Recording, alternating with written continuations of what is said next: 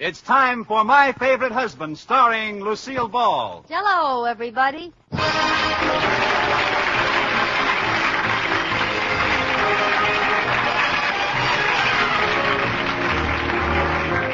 Yes, it's the new Gay Family series starring Lucille Ball with Richard Denning, brought to you by the Jell-O family of desserts. J-E-L-L. Oh, the big red letters stand for the Jell-O family. Oh, the big red letters stand for the Jell-O family. That's Jell-O. Yum, yum, yum. Jell-O puddings. Yum, yum, yum. Jell-O tapioca puddings. Yes, sirree. And now Lucille Ball with Richard Denning as Liz and George Cooper. Two people who live together and like it.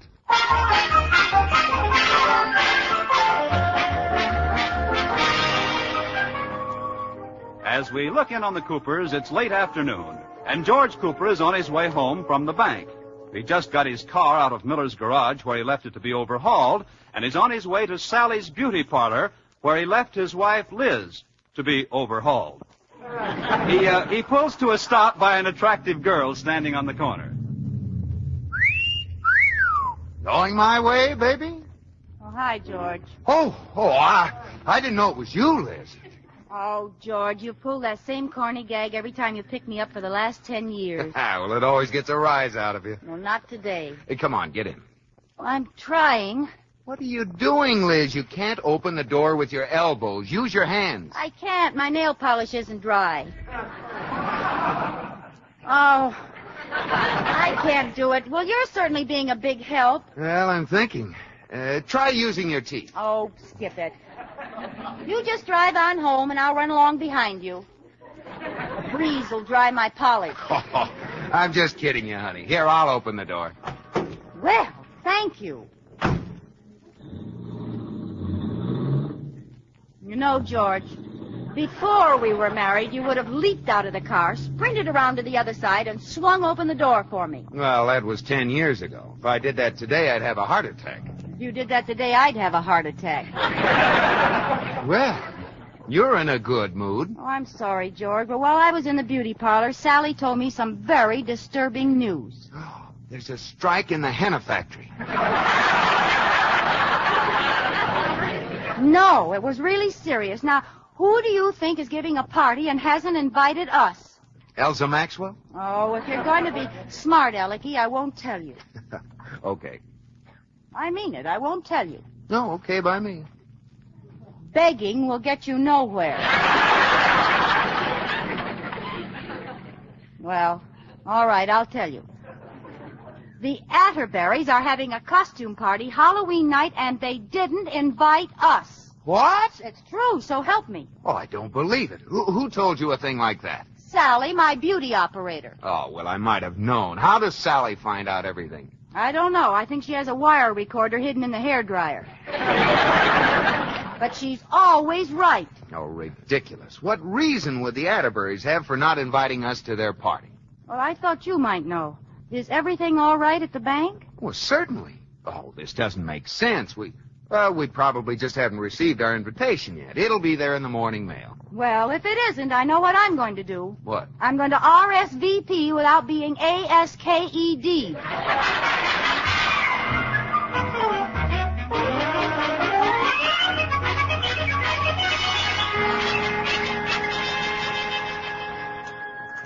Liz, come and eat breakfast and stop looking for the mailman. You're pushing your nose all out of shape against the window. No, I'm not, George. No, I'm not, George. Why doesn't that mailman come? Well, maybe because it's only 8 o'clock in the morning. But Mr. Negley's usually here by this... Oh, I know the answer. It's Katie's day off. He starts at the other end of the route when she's not here to get him his breakfast coffee. Smart operator. Say, how's Katie doing with him? Making any headway? Oh, yes. She's gotten him to the lap-sitting stage. No. Yep. He finally agreed to sit on her lap. He sits on her lap? Well, he's so small, George. She'd squash him. Oh, darn it, where is he? This is our last chance. If that invitation doesn't come this morning, we'll know the Atterburys deliberately snubbed us. Look, Liz, if the Atterburys want to give a party and not ask us, it's their business. They probably have a very good reason. There couldn't be any good reason for not asking us. We're their closest friends. They couldn't do a thing like that to us. Well, we've given parties without asking them. That was different. I had a very good reason. All right, I can't argue with that kind of feminine logic. Anyway, you only have a beauty operator's rumor that they're giving a party at all. Oh, no, I checked on it. I had Katie call the Atterbury's maid last night, and they are having a party. Well, I don't understand it. Oh, there's Mr. Negley. Yeah, but your breakfast is getting cold. Well, I'm not hungry. Mr. Negley, am I glad to see you? Really? Well, I always look forward to seeing you, too. Oh. Well, thank you. May I have our mail, please? Is Katie home? No. May I have our mail, please? You know, Mrs. Cooper, I like Katie. Someday, if things go well, maybe she'll let me put my stamp on her envelope. Mr. Negley, will you give me our mail, please? I'd love to change her zone number to mine. But she's really too good for me. She's first-class matter. Yes, could I have... She's better than that. She's airmail special delivery. Well, I'm sure she is. Registered. Look, Mr. Negley, someday I hope you and Katie settle down and raise a lot of little postcards. But right now, will you please give me our mail? Oh, yes, I have a letter for you here somewhere. Oh, here it is. I'll take it. Oh. Well, you see, Grabby? You've only got half of it. It served you right. Well, this might be it. Let's see. You are cordially invited. Quick, what does the other half say? To bring your car home for service. Great. Isn't there another letter for us? No, that's all. Maybe you made a mistake. Please. There isn't a man in postal service who sorts his mail more carefully than Harrison Q. Negley. Oh, well, I'm sorry. Well, let me take a look. Maybe it's stuck down there someplace. Take your hands off my mail bag! Mr. Negley, this is more important than you think. You're tampering with the U.S. mail. Oh? Now look what you've done. I'm all unsorted. And heaven knows what you've done to my fragile. Oh, why didn't I stay in possible pose? Oh, I'm awfully sorry, Mr. Negley. I thought sure I'd get a letter from Mrs. Atterbury. Here, I'll help you sort. No, just leave me alone. And if you're talking about Mrs. Atterbury's party, I delivered those invitations last week, and you didn't get one, and I'm glad. Do you hear me? Glad.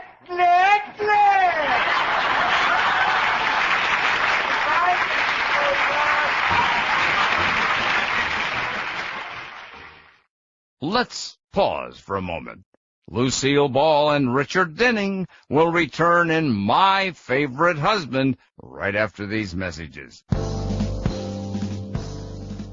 To find out more about old-time radio, old-time video, and the pleasures of listening to audiobooks, visit the Audiobook Club website, www.audiobookclub.com, where you can get 4 audiobooks for just 1 penny. Mediaday.com. And now, let's return to My Favorite Husband.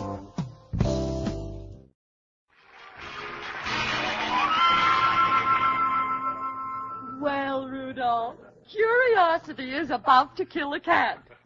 Guess who just called on the phone? Who, Lotus Bud? Liz Cooper. She and George are down at the corner drugstore, and they want to drop by. Oh, Iris, I wanted to watch television. Well, you can't. They're coming over. You mean I have to miss Hopalong Cassidy? This may be the night he gets killed. I guarantee he won't. Now, they'll be here any minute. Help me pick up the papers on the floor. And remember, not a word about the Halloween party. Well, don't worry about me. I'm not the blabbermouth in this family. Well, I can't wait to see their faces when they find out we're giving a surprise Halloween party for them. Yeah, and at their house. Does everyone know what to do? Oh, sure. We're meeting at Cooper's side door at 8:30 and sneaking in through the kitchen. And then when they... There they are. Now remember, don't even mention Halloween. Liz girl, George boy. Hi, Iris. George boy, let's go. Hi, folks. Come in. Well, I hope you don't mind that we came over without an invitation. Oh, that's all right. What's new, Liz? Oh, nothing. What's new with you? Nothing. Oh. How about you, Rudolph? Rudolph? Yes, Hopalong? I mean, no, nothing new with me. Nothing new with me either. Nobody asked you. Speaking of the holiday weekend, what are you folks going to do? What holiday weekend? Monday is Halloween. Rudolph! Hmm? Monday is Halloween! No! Yes.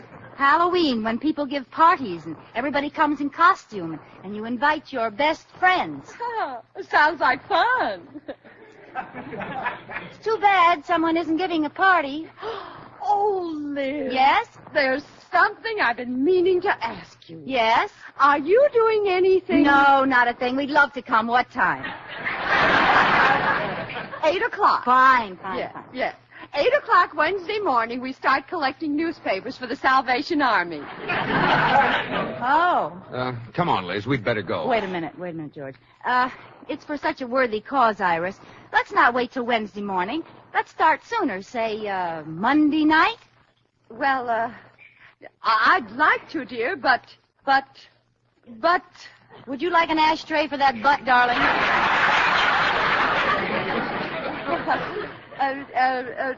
My mother isn't feeling well, and we're having dinner with her, yes. Yes, we always spend Halloween with the old witch.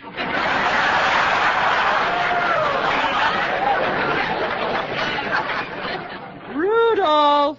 Well, only trying to help. Don't bother. We don't have to have a brick Atterbury fall on us to get the idea. Come on, George. Good night. Well, George, now are you satisfied? You were right, Liz. I can't get over it. I don't know what to do. Well, I do. While they're having their party, we'll soap their windows and kick over their garbage cans. And stick a pin in their doorbell. No, I have a better idea, George. We'll give our own Halloween party and invite everyone but the Atterburys. There's not room in this town for both of us, George. The Atterburys must go.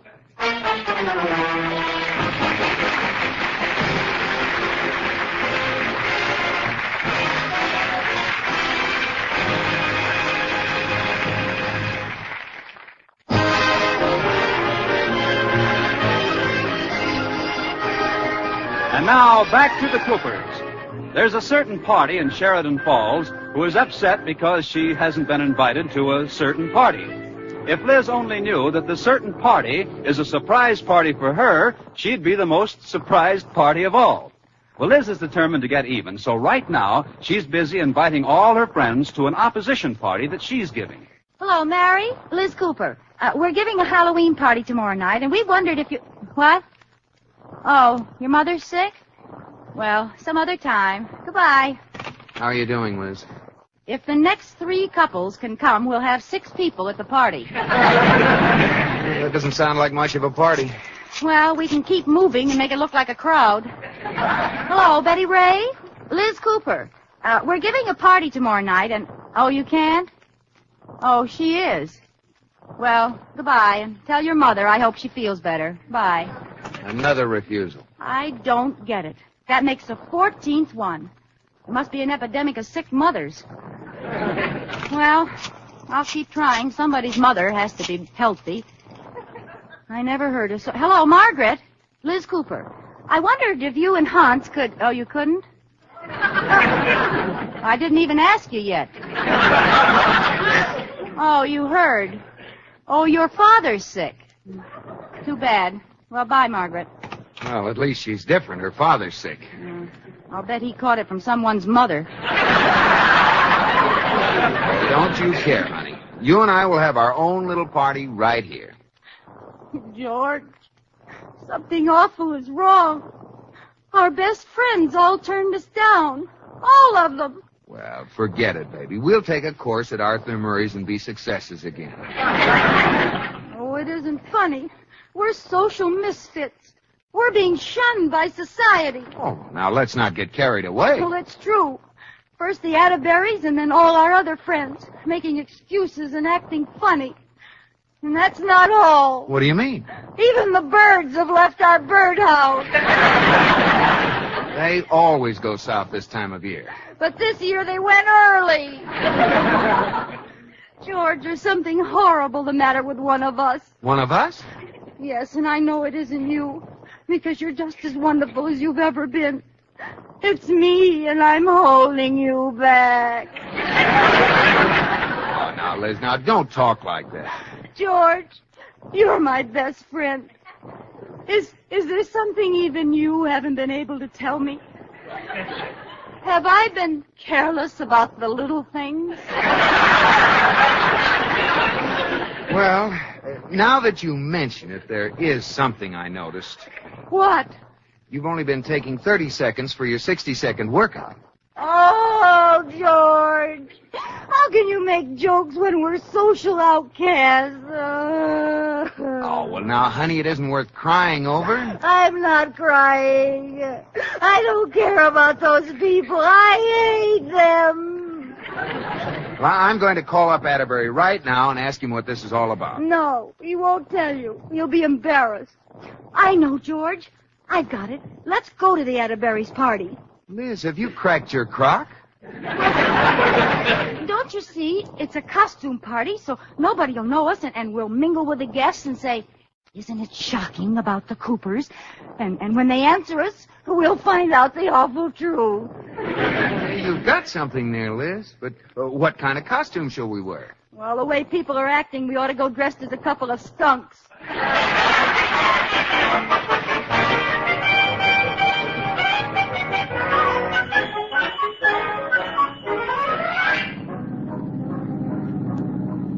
Drive faster, George. We'll be late for the party. Well, I still don't think we ought to go. These costumes we're wearing are so silly. 2 policemen's uniforms and water pistols. You're just mad because you're a sergeant and I'm a lieutenant. Kiss me, Sergeant. That's an order. Couldn't you have gotten some other costumes? I told you the only other thing he had left was 2 halves of a horse. Well, what's the matter with that? At least it would have been unusual. I'll say it would. They were both hind ends.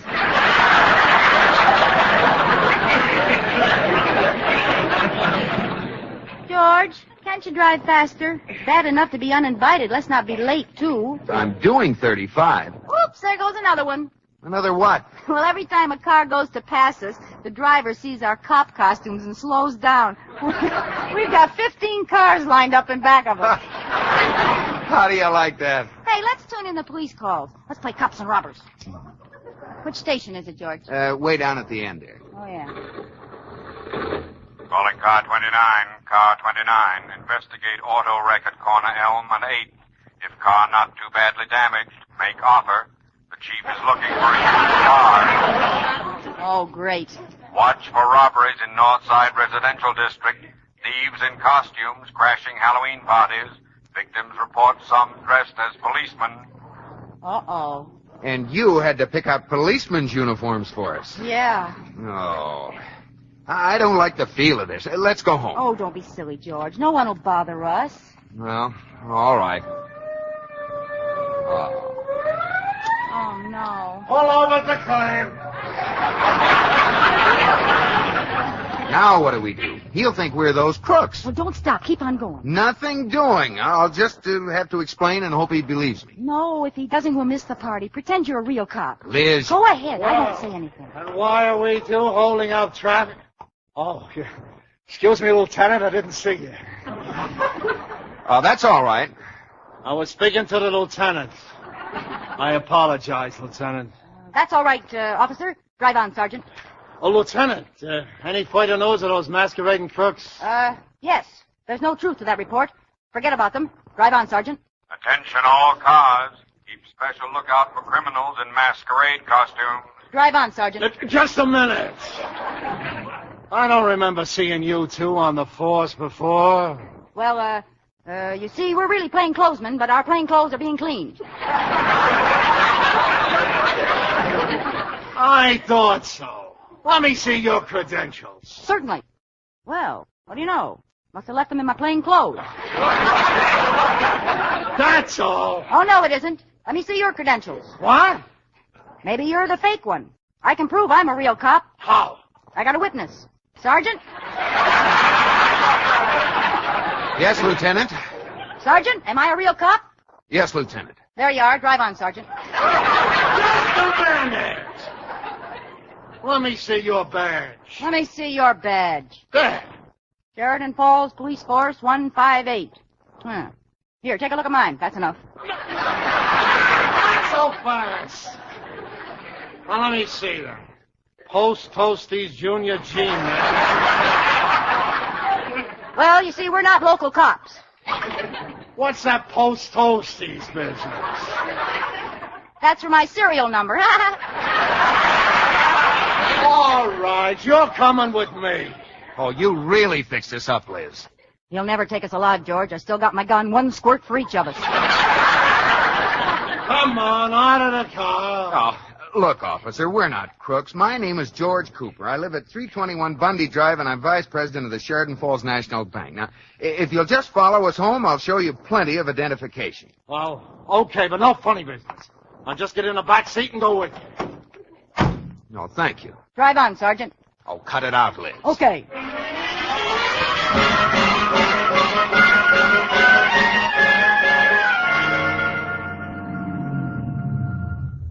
This is our house, officer. Well, it better be. Hey, wait a minute.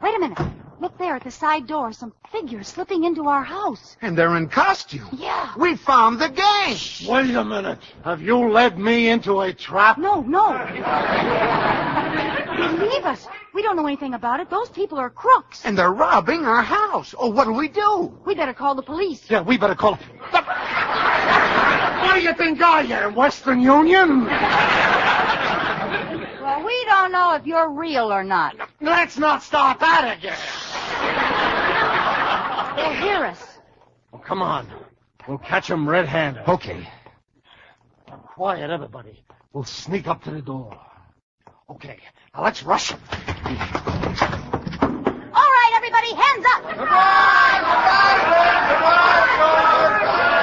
Iris! Mr. Atterbury! George boy! I knew it. You're all in this together. You mean this is a surprise party for us? Yes, you didn't suspect a thing, did you? Well, not a thing. And what wonderful costumes you have. Okay, hands up, everybody. Oh, for goodness sake. Introduce us to your friend, Liz. I can't get over it. A surprise party, and all the time we thought nobody liked us. Listen to me. Hands up, everybody. Look, fella, you made your entrance. The gag's over. Oh, here we have all these wonderful friends, and we thought nobody liked us. Hands up, please. Look, Buster, you're overdoing your act. And take that false face off. It's horrible. Won't anybody put their hands up? I'm going to tell my sergeant about this. Oh, George. And we thought nobody liked us.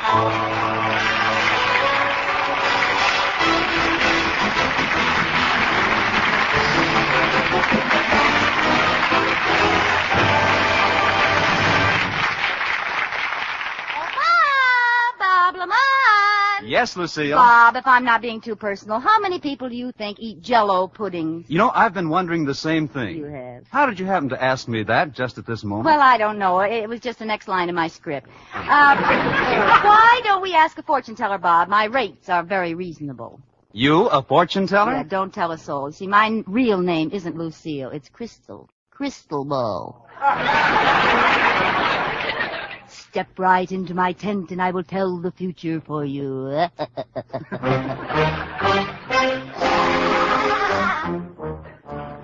Good afternoon. Are you Madam Ball? Cross my palm with silver. But your hand is bandaged. What happened? My last customer crossed my palm with silver. Well, who was he? The Lone Ranger. What is it you wish to know? I know all. Nothing is unknown to me. Now, wait a minute. Where'd I put that crystal ball? Oh, here it is. Tell me, madam, As you gaze into the future, do you see any Jell-O chocolate pudding, absolutely luscious with deep-down chocolatey goodness? Well, let me take a look. Let's see, there's the results for tomorrow's races. We don't want those. The inauguration of our next president. No. Who's going to play in the Rose Bowl game? Nope. Nothing here about Jell-O chocolate pudding. Well, how about Jell-O butterscotch pudding with that buttery brown sugar flavor? Or Jell-O vanilla pudding, rich and smooth as cream? Oh, now, let me see. Aha! Are they swell desserts for the kids? Yes. Or do you simply add milk and they cook to velvety perfection in just about 5 minutes? That's it. Nope, don't see a thing about them.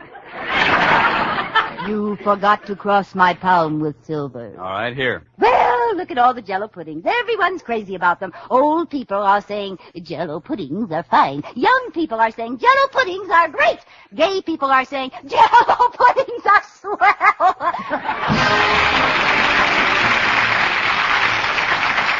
Be sure to listen to Lucille Ball and My Favorite Husband again next week, presented by J-E-L-L. Oh, the big red letters stand for the Jell-O family. Oh, the big red letters stand for the Jell-O family. That's Jell-O. Yum, yum, yum. Jell-O puddings. Yum, yum, yum. Jell-O duck. Fioca puddings, yes, sirree.